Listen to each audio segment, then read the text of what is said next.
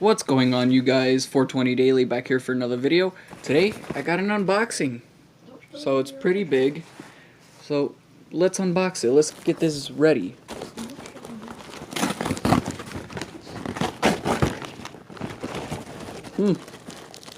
So I ordered a gas mask. Here's what it looks like. We'll be putting this together as well.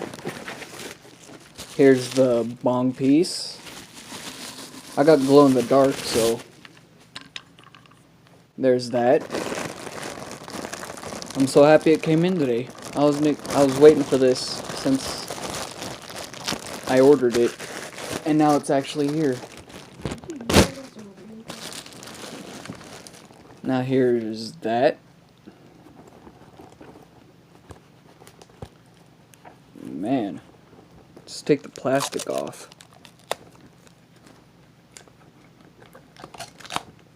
Ooh, it looks so nice. It's my first gas mask too.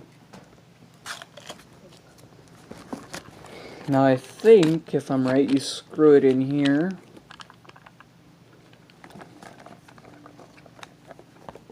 Now let's try it on. This is freaking awesome.